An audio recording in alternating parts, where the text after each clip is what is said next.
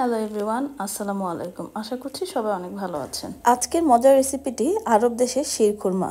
সেমাইকে একটু ভিন্নভাবে অনেক বেশি রিচ করে রান্না করা হয় আরব দেশে। এই ডেজার্টটা এতটাই স্বাদের হয় যে আপনি এভাবে রান্না করে একবার খেলে আগে যতবার সেমাই খেয়েছেন সব স্বাদ আপনি ভুলে যাবেন এবং এই স্বাদটি আপনার মুখে লেগে থাকবে।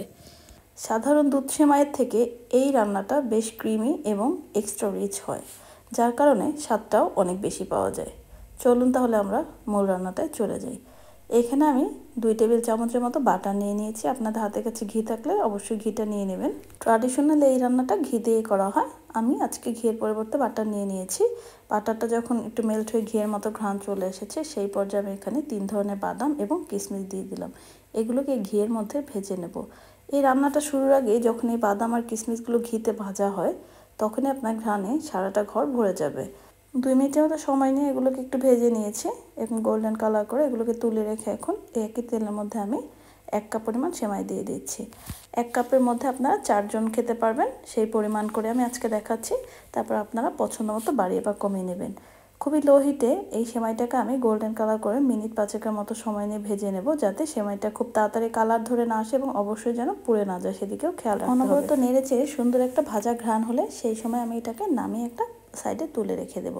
সেই প্যানটা আমি একটু পরিষ্কার করে নিয়েছি। এখন এর মধ্যে আমি 2 কাপ পরিমাণ দুধ দিয়ে দিলাম। 1 কাপ সেমাইয়ের জন্য আমি এখানে 2 কাপ দুধ ব্যবহার করেছি। আর তার সাথে দিয়ে দিলাম 1/2 কাপ পরিমাণ গুঁড়া দুধ।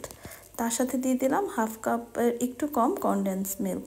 তার সাথে দিয়ে দিলাম আমার পছন্দ মতো 1/3 কাপ পরিমাণ সুগারটা আপনারা বাড়িয়ে বা কমিয়ে নেবেন। আর একটু টেস্টটাকে ইনহ্যান্স করার জন্য একটু সল্ট দিয়ে দিলাম। এখন মিল্কটাতে হালকা করে বলক চলে এসেছে এই পর্যায়ে, তখন আমি সেই ভেজে রাখা সেমাইগুলো এর মধ্যে দিয়ে দিলাম। যখন 2-একটা বলক চলে আসছে, তখন সেই ভেজে রাখা বাদামগুলো এর মধ্যে দিয়ে দিলাম। আসলে খুবই সিম্পল রান্না, বাট অসাধারণ টেস্ট। আপনি নিজে রান্না করে অবাক হয়ে যাবেন এটা আপনি রান্না করেছেন কিনা। এটা যখন প্রায় অলমোস্ট রান্নাটা হয়ে গেছে, সেই পর্যায়ে আমি কুচি করে রাখা কিছু খেজুর দিয়ে দিলাম। এটা এই রেসিপির জন্য একটা মাস্ট আইটেম। বাদাম এবং এই শুকনা উপকরণগুলো থাকতেই হবে। মিনিট 5-এর মতো রান্না করে চুলাটা বন্ধ করে দিচ্ছি। শিরখুরমাটা এবার একদম রেডি। গরম গরম একটা ট্রেতে সার্ভ করে নিয়েছি। তার উপর থেকে এখন পছন্দ মতো বাদাম কুচি এবং সেই কেটে রাখা খেজুরের স্লাইসগুলো দিচ্ছি, আর সাথে বিভিন্ন ধরনের বাদাম দিয়ে এগুলোকে সাজিয়ে নিচ্ছি। আপনারা পছন্দ মতো যে কোনো বাদাম দিয়ে সাজিয়ে নেবেন। আর একটু এক্সট্রা সৌন্দর্যের জন্য এখানে আমি কিছু রোজের পাপড়ি ইউজ করছি, যেটা দেখতেই সুন্দর লাগবে। আর যে জিনিস দেখতে সুন্দর হয় সেটা তো খেতেও বেশ ভালো লাগে।